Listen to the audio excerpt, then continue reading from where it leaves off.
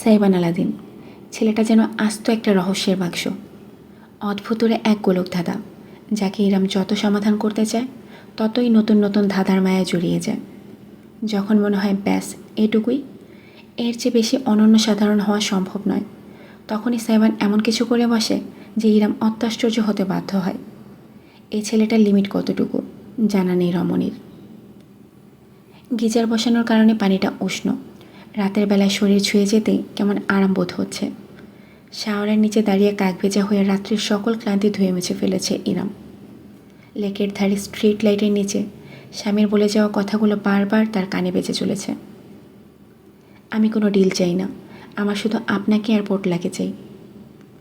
ছেলেটার প্রতি কোনো কালে কোনো প্রত্যাশা রাখেনি ইরাম, অথচ সে তার প্রত্যাশাকে দুমড়ে মুচড়ে বুড়ো আঙ্গুল দেখিয়ে উঠে গিয়েছে সব কিছুর ঊর্ধ্বে। একজন যুবকের পক্ষে কি আদৌ সম্ভব এভাবে চিন্তাভাবনা করা? একজন ডিভোর্সি নারী, বয়সে বড়, অন্য এক পুরুষের ঔরস্যাত সন্তান, এত কিছু মেনে নিয়ে কি সত্যিই সব কিছুকে নিজস্ব বলে আপন করে নেওয়া যায়? ইরাম যে শঙ্কায় এত মাস ভোগে এসেছে, সেই শঙ্কাগুলো সাইবানের অবদানে কেমন যেন ফিকে হয়ে যায়। হ্যাঁ, ছেলেটা ভুলের ঊর্ধ্বে নয়, যেমন নয় ইরাম নিজেও, কিন্তু সে তো নিজের ভুলগুলোকে কোনো দিন যথাযথ ধরে বসে থাকেনি। তথাকথিত মেইলিগো ছেলেটার চালচলনে কোনো দিনও প্রকাশ পায়নি। অথচ ইরাম তো সেই হিসাবে নিজের ভুলগুলোকে ঠিকঠাক নিয়ন্ত্রণই করতে পারেনি। তারপরে কি ছেলেটা কোনোদিন পিছিয়ে গিয়েছে? বরং ইরাম 2 পা পিছালে সাইবান 4 পা এগিয়ে এসেছে। উষ্ণ পানি ইরামের ত্বক ছুঁয়ে গেল। শ্যামলা ত্বকে লালচে বরণ ফুটল। শুধু শরীর নয়, আজ উষ্ণতা ছুঁয়েছে তার অন্তরকে। জীবনকে আরও একবার নতুন রঙে রাঙাতে ইচ্ছে হচ্ছে। খুব কি ভুল হবে যদি আরেকটিবার বিশ্বাস করা যায়? এক যুবক তার প্রতিজ্ঞায় চির ধরিয়ে ফেলেছে। বাদ বসানো অনুভূতিগুলো কেমন জোয়ারে পরিণত হয়েছে। এই তাণ্ডব ইরামের মনের দুর্গ নাড়িয়ে ফেলেছে। হ্যাঁ, স্বভাবে সে বেপরোয়া অপ্রতিরোধ গেঞ্জি, ওপস, জেনজি। তবে কি নিজের পরিবারের ক্ষেত্রে দুর্দমনীয় হিমালয়, যে ইরামকে অবধি দ্বিতীয়বার ভাবতে বাধ্য করেছে আজ? অতি সূক্ষ্ম এক হাসি ছুঁয়ে গেল রমণীর ঠোঁটে। চোখ বুজে উষ্ণ পানির বিচরণ অনুভব করলে সে প্রাণ ভরে। ভেজা ঠোঁটে বিড়বিড় করল আপন মনে, আমার আলাদিন। গোসল সেরে সুতি কাপড়ের এমব্রয়ডারি করা একটা গোল জামা পরল ইরাম। এগুলো নতুন কেনা, গত মাসে সামিয়া আর সারিকার সাথে শপিংয়ে যাওয়া হয়েছিল।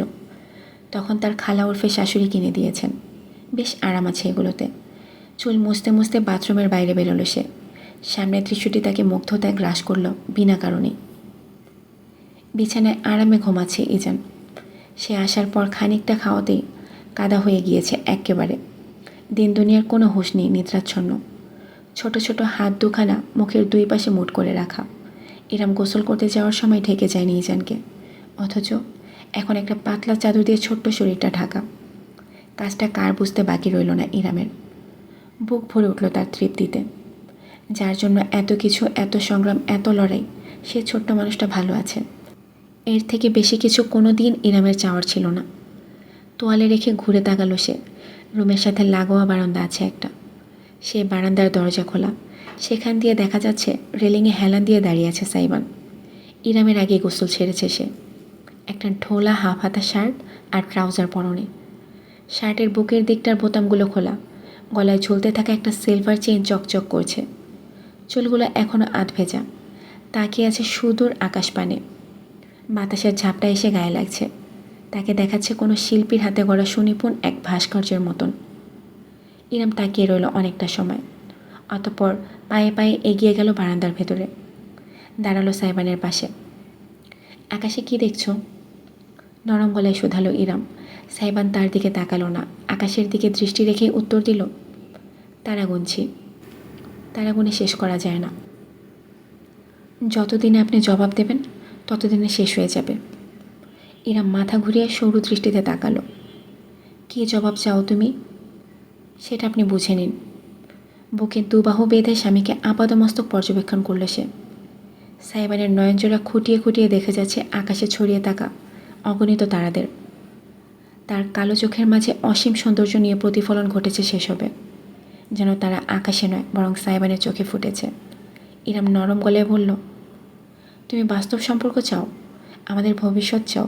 সবই শুনলাম এবং বুঝলাম, কিন্তু আমার মনে হয় না তোমার ধারণা আছে তুমি কী চাইছো। এবার সাইবান চোখ ঘুরিয়ে তাকাল। ইরামের মুখে ঘোরাঘুরি করে ঠোঁটের ওপর থামল তা 1 সেকেন্ডের জন্য। পরক্ষণে আবার চকিতে চোখ উঠে এলো, নয়নে নয়ন মেলালো। আমি না বুঝে জেদ করছি তাই মনে হয় আপনার? ইরাম মাথা দোলালো, একটা দীর্ঘশ্বাস ফেলে বলতে শুরু করলো, তুমি জেদ করছো না, তোমার চাওয়াটা স্বাভাবিক, কিন্তু তুমি বুঝতে পারছো না জীবনটা অনেক বড়। আজ বর্তমান একরকম, কাল সেটা নাও থাকতে পারে। মানুষের মন পরিবর্তন হতে 2 সেকেন্ড সময়ও লাগে না, সেখানে বছরের পর বছর ধরে একসঙ্গে চলাটা কঠিন। চোখ তুলে স্বামীর গভীর দৃষ্টি মাঝে সরাসরি তাকালো ইরাম, বলল, তোমার আর আমার জন্য সেটা আরও কঠিন, কারণ আমাদের বয়সের বিভেদ। আর 5টা সাধারণ দম্পতির সঙ্গে নিজেদের তুলনা করাটা কঠিন। তুমি ভবিষ্যতে আরও ম্যাচিওর হবে, তোমার চিন্তাধারায় পরিবর্তন আসবে, এটা জাগতিক নিয়ম, দোষের কিছু নয়। একটা ঢোক গিলল ইরাম, তার কণ্ঠস্বর অনেকখানি মিয়ে এলো। আর কিছু বছর পর আমার চুলে পাক ধরবে, শরীর ভেঙে যাবে, চেহারার জেল্লা কমে যাবে, তখনই কি তোমার আমাকে মনে ধরবে? গাঢ় নীরবতা। রেলিংয়ের উপর হাত চেপে ধরল ইরাম। বাতাসের প্রবাহ এসে এলোমেলো করে দিয়ে গেল তার হালকা ভেজা চুলগুলো। মিনিট খানিক নৈশব্দ রাজ করল। অতঃপর অতি ধীরে তার কাছে সরে দাঁড়ালো সাইবান। রেলিংয়ের উপর রাখা তার হাতটার উপর নিজের বিশাল হাতটা রাখল। সব শীতলতা যেন তৎক্ষণাৎ দূরীভূত হয়ে গেল। ইরাম টের পেল উষ্ণতার আচ্ছাদন। সূক্ষ্ম হাসল সাইবান। আমার কাছে টাইম মেশিন থাকলে আমি সবার প্রথমে কী করতাম জানেন? কানের কাছে গভীর কণ্ঠটা বাজল বুঝি। রমণী এমন অপ্রাসঙ্গিক প্রশ্নে অবাক হলো, তবুও শুধালো, কি করতে? অতীতে গিয়ে সেই সময়টায় আপনাকে দেখতাম যখন আপনি একজন নারী থেকে একজন মা হয়ে উঠেছিলেন। পাশ থেকে সরে পেছনে দাঁড়ালো সাইবান। ইরামের কাঁধে মাথা ঠেকালো, জড়িয়ে ধরে একটা হাত রাখলো অর্ধাঙ্গিনীর উদরের মাঝে। পোটলা যখন এইখানটায় বসবাস করত তখন আপনাকে কেমন লাগতো দেখার ইচ্ছা আমার আমৃত্যু মিটবে না। একটু থেমে সে যোগ করলো, আপনার ফোলা পেট, ভারী শরীর, খিটখিটে মেজাজ, বাচ্চামো ব্যবহার, চামড়ার স্ট্রেচ মার্কস দেখার জন্য যে কোনো কিছু সওদা করতে পারি, তার কাছে আপনার পাকা চুল গলিত জোছনা। ইরাম নির্বাক হয়ে রইল। কেমন অনুভূতি হচ্ছে তা ব্যাখ্যা করাটা মুশকিল। বুকের ভেতর ঝড় উঠেছে, যে ঝড় এত সহজে দমবে না আজ। অভ্যন্তরে যে সত্তাটাকে ইরাম বন্দি করে রেখেছে, আজ সে দুয়ারে কড়া নেড়ে স্বাধীনতা চাইছে। আর কত দূরত্ব, আর কত লুকোচুরি, একটুখানি ভালোভাবে বাঁচার অধিকার কি তার নেই?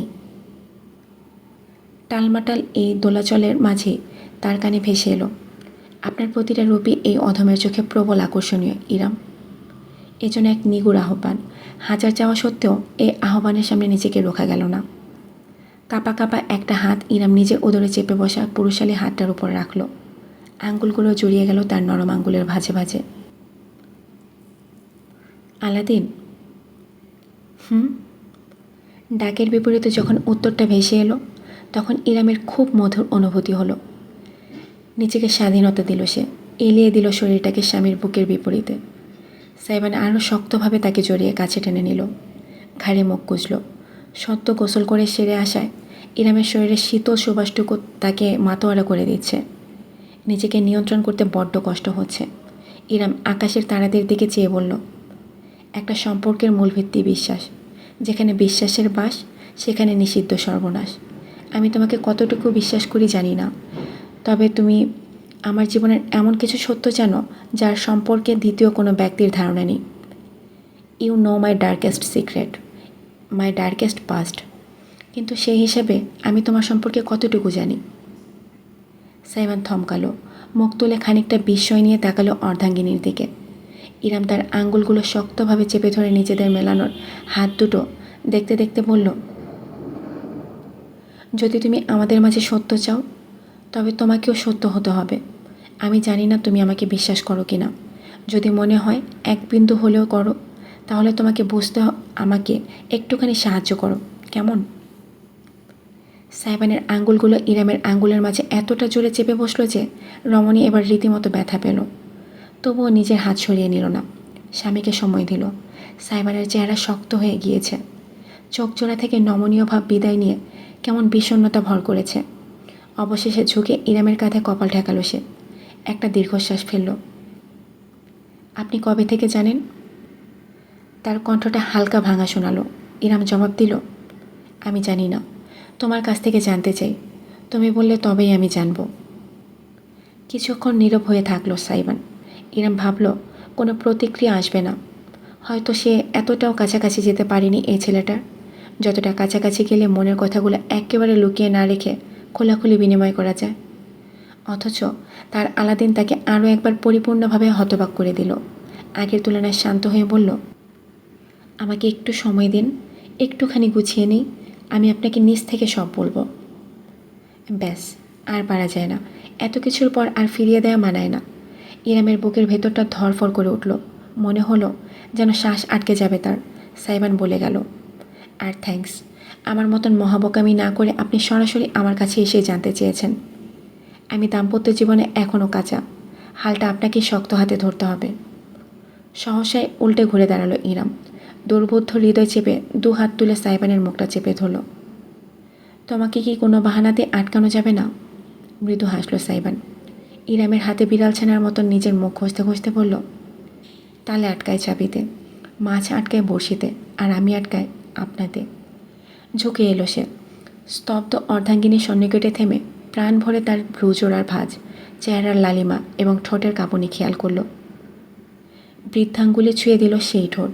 ইরাম শিউরে উঠল, পরক্ষণে ফিসফিসিয়ে বলল, পরে যেন বলো না আমি তোমায় সাবধান করিনি। আপনি তো আমার জন্য গোটা একটা বিপদ সংকেত। আসতে যেতে সাবধানতা ভাসে, তবুও যাই বারবার পিছলে। নরম ঠোঁটের ওপর নিজের ঠোঁট বসিয়ে দিল সাইবান। প্রথমটায় আলতোভাবে, ইরামের সমস্ত শরীর কাঁপল। হাত দুখানা ঠেলে দূরে সরাতে চাইল এই প্রণয়কে, অথচ আজ তা পারা গেল না। নবসূচনা গ্রাস করল তাকে। নতুন প্রত্যাশা, আশা, ভরসা এবং স্বপ্নের উদয় ইরামকে আর নির্বিকার থাকতে দিল না। সাড়া দিল সে। সাইবান তাতে সেকেন্ড খানেকের জন্য জমে গেল। বুঝি এমন নিগুড় উৎসাহ আশা করেনি। ঠিক পর মুহূর্তে সব দ্বিধাদ্বন্দ্ব ভেঙে চুরমার হয়ে গেল। দুহাতে ইরামকে কাছে টেনে নিজের কাছে পুরোপুরি মিশিয়ে ফেলল সাইবান। অর্ধাঙ্গিনী তার শক্তপোক্ত শরীরের ভার স্পষ্ট টের পেল, সঙ্গে তীব্র আবেগের উদ্গীরণ। ইরামের চোখ জোড়া বুঝে গেল, সে শুধু অনুভব করে গেল তার ঠোঁটের মাঝে সাইবানের ঠোঁটের আগ্রাসী বিচরণ। এক হাতে তার চুল আঁকড়ে ধরল স্বামী, কোমরে আঙুল চেপে ঠেলে দিল রেলিংয়ের উপর। সিমেন্টের থামে পিঠ ঠেকল ইরামের, না চাইতো সামান্য গুঙিয়ে উঠল সে। I want you my precious. ভারী নিঃশ্বাস ফেলতে ফেলতে তার ঠোঁটের বিপরীতে ফিসফিস করল সাইবান। তার উজ্জ্বল চেহারাটা কেমন যেন রক্তিমাভা ধারণ করেছে। কপালে চুল এলোমেলো হয়ে পড়েছে, ভ্রু পিয়ার্সিং অশনি সংকেতের মতন চিকচিক করছে, আর ওই চোখ জোড়ায় যেন জনম জনমের মোহ। ইরাম বিমুগ্ধ চেয়ে রইল। সাইবান তার নাকের ডগায় চুমু খেয়ে আবারও বলল, এত আদর আর বুকে রাখা যায় না, আজ আমার আদরিনী হয়ে যান না। ইরাম মৌখিক কোনো উত্তর করল না। 2 হাত বাড়িয়ে স্বামীকে কাছে টেনে প্রথমে তার কপালে চুমু দিল, অতঃপর পুনরায় সেই ঠোঁটের মাঝে নিজের ঠোঁট ডুবিয়ে দিল। সাইবানের আঙ্গুল তার চুলের মাঝে চলে গেল, আঁকড়ে ধরল যেন সমস্ত অস্তিত্বকে। ইরাম নিজেকে বিলিয়ে দেওয়ার সাহস করল। চোখ বুজে ফেলতেই মনে হলো যেন অসংখ্য হাত তাকে চারিপাশ থেকে জাপটে ধরে রেখেছে। হাজারো স্মৃতি ভাসল মানুষপটে, অন্ধকার ঘর, চিৎকার, শরীরে দাগ, রক্ত, উন্মাদ করা হাসি, বিকৃত উদযাপন। শরীর কাঁপল সেই দুঃসহ স্মৃতির তাড়নায়। তবে আজ নিজেকে সরিয়ে নিল না সে। নিবেদন করল এই বেপরোয়া ঘূর্ণিঝড়ের সামনে। পরিণতি কী হবে জানা নেই তার। ইরামের শরীরটা শটান শূন্যে তুলে ফেলল সাইবান, যেন পুতুল মাত্র। হন হন করে হেঁটে বারান্দা থেকে চলে এলো রুমের ভেতর। বিছানার এক পাশে সযত্নে শুয়ে রাখল। ইরাম উঠে বসার সুযোগটুকুও পেল না। এর আগে সাইবানের ভারী শরীর চেপে এলো তার উপর, হাত দুটো চেপে ফেলল ম্যাট্রেসে। অর্ধাঙ্গিনীর ঠোঁট পেরিয়ে চিবুক, কানের লতি ছুঁয়ে গেল তার অধৈর্যরা। নেমে এলো আরও নিচে, গলা আর কাঁধের সংযোগে, ঠিক যেখানে উন্মত্ত হয়েছে ইরামের পালস। সেখানে একটা কামড় বসিয়ে দিল সাইবান। আলাদিন। রমণীর মনে হলো তার ধর থেকে আত্মা বোধহয় বেরিয়ে গেল। নামটা অজান্তেই মুখ ফসকে বেরিয়ে এলো আবেদন নিয়ে। হাসল সাইবান, আবেশিত গলায় বলল, হ্যাঁ, আপনার আলাদিন। ইরামের গলায় মুখ গুজে দিল সে। তার মাতাল করা ছোঁয়ায় কম্পিত হতে লাগলো রমণীর সর্বাঙ্গ। প্রাণ ভরে অনুভব করতে লাগলো সাইবানকে। নিজের শরীরের ভার নিজের অর্ধাঙ্গিনীর প্রতিটি কম্পন, প্রতিটি প্রতিক্রিয়া, প্রতিটি দ্রুত নিঃশ্বাস দারুণ মুগ্ধতা গ্রাস করলো তাকে। আপনা আপনি ইরামের পিঠের নিচে হাত চলে গেল তার। জামার বোতামগুলো খুলতে লাগলো সময় নিয়ে একটা একটা করে। উন্মুক্ত হওয়া কাঁধে ছুঁয়ে দিল নিজের ঠোঁট, যত গভীরভাবে সম্ভব, যতবার পারা যায়। বাদ দেওয়া যাবে না 1 ইঞ্চি ত্বকও। ইরামের বাম কাঁধ রেঙে উঠল তার আদরের চিহ্নে। অসীম তৃপ্তি হলো এই দখলদারিত্বে। পিঠের মাঝে হাত বুলিয়ে ইরামের কানের লতিতে কামড় বসাতেই হঠাৎ আ আ ও আ জমে গেল উভয়ে। ঘোর থেকে বেরিয়েছে এমন দৃষ্টিতে তাকালো একে অপরের দিকে। টকটকে লাল হয়ে ওঠা মুখে চেয়ে রইল ইরাম স্বামীর মুখপানে। তারপরই মাথা কাত করে দেখল পাশে বিছানার আরেকটু দূরে শুয়ে থাকা হাত পা ছুঁড়ে কাছেই যান। এক মুহূর্তের জন্য তার কথা মাথা থেকে বেরিয়ে গিয়েছিল দুজনের। ভীষণ লজ্জাবোধ হলো ইরামের। সাইবানের বুকে হাত ঠেকিয়ে ঠেলল। সরো, কচুপু কাঁদছে। অথচ এক চুল নড়ল না সাইবান। মাথা কাত করে তাকিয়ে থাকলো ইজানের ছটফট করতে থাকা শরীরটার দিকে। তার চেহারা কেমন যেন শক্ত হয়ে গিয়েছে। ব্রজোড়ার মাঝে তীব্র টান টান ভাঁজ, কপালের পাশে শিরা উপশিরা জেগে উঠেছে, গলার দিকটায় ধমনী স্পষ্ট দপদপ করছে। কাছাকাছি থাকায় শরীরে হঠাৎ বেড়ে যাওয়া উত্তপ্তটা ইরাম স্পষ্ট টের পাচ্ছে। স্ত্রীকে বিদ্যুৎ দিলে যেমন ধীরে ধীরে গরম হয়ে ওঠে, সাইবানও ঠিক তেমন গরম হয়ে যাচ্ছে। আর একটু হলেই বাষ্পীয় ইঞ্জিনের মতন তার মাথা থেকে ধোঁয়া বেরোনো শুরু করবে। ইরাম উঠতে চাইল, এবার খানিকটা জোরে ধাক্কা দিল। আলাদিন ধপ করে তার কাঁধে মাথা গুজে ফেলল সাইবান। ছেলেটার শরীর কাঁপতে শুরু করেছে। 2 হাতের আঙ্গুল বিছানার চাদর এত শক্তিতে আঁকড়ে ধরেছে যে আঙ্গুলগুলো ফ্যাকাশে বর্ণ ধারণ করেছে। ইরাম ফিস ফিস শুনতে পেল নিজের কানে, তামান্না ভাটিয়া, তামান্না ভাটিয়া। ধুরু জাউরার বাচ্চাটা, তামান্নাও আর কাজের না। এক লাফে ইরামের উপর থেকে উঠে পড়ল সাইবান। ধূপধাপ পা ফেলে হনহন করে এগিয়ে গিয়ে এক হাতে খাবলা দেওয়ার মতন করে ইজানকে তুলে ফেলল। ইজানের কান্না থেমে গেল হঠাৎ করে। অশ্রুসজল চোখে সে ড্যাব ড্যাব করে চেয়ে রইল পিতার দিকে, যেন নিজেও অবাক হয়ে গিয়েছে। ইরাম হতবিহ্বল চেয়ে দেখল, সে নিশ্চিতভাবে জানে ইজান কথা বলতে পারলে বলতো, এটা কোন ধরনের বেয়াদবি আব্বু? তার মুখ থেকে বেরোলো, গু। তোরা গুয়ের পোটলার বাইন্দা পিসা দিয়া একসের ওসাইতে পারতাম। সাইবানের মুখ থেকে বরিশালা ভাষা বেরিয়ে গিয়েছে। ইরাম ফ্যাল ফ্যাল করে শুধু দেখে যাচ্ছে কাণ্ড। ইজানও কম যায় না। কত বড় সাহস, বাপে ওনাকে গালি দেয়। সেও ছোট্ট পা তুলে বুকে বরাবর লাথি হাঁকিয়ে দিয়ে খেকিয়ে উঠল। আগা গু এক্কা পাক্কা মারমু এইখানে ফ্ল্যাশ হবে যাইয়া লেট্রিনে। সত্যি সত্যি ছুঁড়ে দেওয়ার ভঙ্গি করলো সাইবান। তার বাহুর মাঝে সাপের মতন হাত পা জড়িয়ে আঁকড়ে ফেলে ধরল ইজান। নিজের শক্ত মারির এক ভয়ানক কামড় বসিয়ে দিল বৃদ্ধাঙ্গুলিতে। সূচ ফোটার মতন একটা ব্যথা হলো। সাইবান ঝাটকা দিয়ে উঠল। আহ! ভারসাম্য হারিয়ে বিছানায় বসে পড়ল সে। ইজান তার হাত থেকে নেমে গড়িয়ে গেল ম্যাট্রেসের উপর। কার্যসিদ্ধি হাসিল হয়েছে। বিজয়ের ভঙ্গিতে মাথা তুলল সে। তাতেই দেখা গেল নিচের মাড়ির ওপর সাদা সাদা সুচালো কিছু একটা একেবারে জলজল করছে। কোদালের খোঁচানি। গর্জে উঠল সাইবান। ইরাম যেন সম্বিত ফিরে পেয়েছে এতক্ষণে। দ্রুত ইজানকে বুকে টেনে নিল সে। দেখি দেখি, আমার কুচির উপর দাঁত উঠেছে। একটি আঙ্গুল ঢুকিয়ে সন্তর্পণে পরীক্ষা করল ইরাম। কিছুদিন থেকেই সে বুঝতে পারছিল জায়গাটা শক্ত ছিল, দাঁত উঠবে শীঘ্রই। আজ সকালেও মুখ পরিষ্কার করার সময় সুচালো লেগেছে, তবে তখনও দাঁত ভালোভাবে বেরোয়নি। এখন স্পষ্ট দেখা যাচ্ছে ছোট্ট একটুখানি। ইরামের মাঝে ইজান একেবারে গলে গেল। মাতৃহৃদয় আনন্দে নেচে উঠল। জড়িয়ে ধরে অসংখ্য চুমু খেল সে ছেলেকে। আমার আব্বু, আমার সোনাটা কত বড় হয়ে গিয়েছে, আমার কচুপুটা। দাঁত উঠেছে তোমার? হ্যাঁ, কত সাহসী আমার আব্বুটা। উম্মা উম্মা। খিলখিলে গলায় হাসল ইজান। মায়ের আদরে উত্তেজিত হয়ে পড়ল। আ আ গু গু। শেহনশাহে চেরাগুল্লা পোটলায় কিবরিয়া দিনের গুয়ের সময় হয়ে গেছে। ওকে 13 চামচ গু খাইয়ে পুকুরে গু মাথায় তুলে দেওয়া হোক, শালা পাঙ্গাসের বাচ্চা। লাফিয়ে উঠে দাঁড়িয়ে পড়ল সাইবান। ইরামের বুকে লেপ্টে থাকা ইজানের দিকে আঙ্গুল তুলে হুঙ্কার দিল, খা তুই খা, ঝোলার খাউনটা খা। উল্টো ঘুরে হনহন করে হেঁটে গেল রুম থেকে। যাওয়ার সময় দরজাটা এত জোরে লাগিয়ে গেল যে ঠাস করে শব্দে চারপাশ কেঁপে উঠল। প্রথমটায় স্তব্ধ হয়ে রইল ইরাম এবং ইজান দুইজনেই। পরক্ষণে একে অপরের দিকে তাকিয়ে ফিক করে হেসে ফেলল। ছেলের কপালে কপাল ঘষতে ঘষতে ইরাম বলল, আপু তো চেতে গেছে রে কুচুপু। আ বা গু ও। বহুদিন বাদে প্রাণ খুলে হাসল ইরাম। শেষ রাতের দিকে ঘুমিয়ে পড়েছিল ইরাম। বলা বাহুল্য, সাইবান সত্যিই গত রাতে আর রুমে আসেনি। ব্যাপারটা কি হলো? এতই রাগ। সেই রাগের কথা মনে আসলো ইরামের হাসি পাচ্ছে এখন। তাই ঘুম ভাঙতেই সে উঠে ফ্রেশ হয়ে নিল। ইজান মহারাজ রাতের দরবার শেষ করে এখন নিদ্রা বিশ্রামে আছেন। তাকে শুইয়ে রেডি হয়ে ইরাম নিচে নেমে এলো। কাঠের সিঁড়িতে ক্যাচ ক্যাচ শব্দ হলো। সাইবান অভিমানীটাকে এখন না আবার তোষামত করে ম্যানেজ করতে হয়। নিচে নামতেই বেশ কিছু খাবারের সুঘ্রাণ নাগে এলো ইরামের। সামনের দৃশ্য দেখে তার পদক্ষেপ সিঁড়ির মাঝেই থেমে গেল। বিস্মিত নয়ন মেলে দেখল সে, নিচের বসার ঘরটা মরিচাবাতি দিয়ে সাজানো হয়েছে। পুরাতন দিনের বিয়েবাড়িতে যেমন রঙিন কাগজ ত্রিভুজের মতন কেটে কেটে ঝোলানো হতো তেমন ঝোলানো হয়েছে।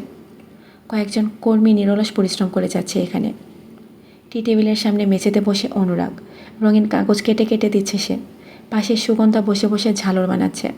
মিসির সোফায় বসে বেলুন ফুলিয়ে রাখছে। হঠাৎ করে দেখলে মনে হবে বুঝি 90 দশকের কোনো অনুষ্ঠানিক বাড়িতে ঢুকে পড়েছে কেউ।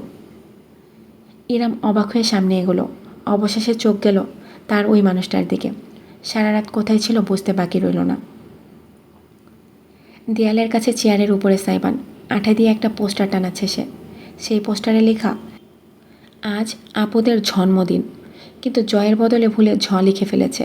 সেটা আবার নতুন করে লেখারও প্রয়োজন বোধ করেনি। ঝ কেটে ওখানেই বানান ঠিক করে লিখেছে আবার, আজ আপুদের জন্মদিন। সাইবান সেখানে দাঁড়িয়ে দাঁড়িয়ে মার্কার হাতে নিয়ে কী যেন লেখল।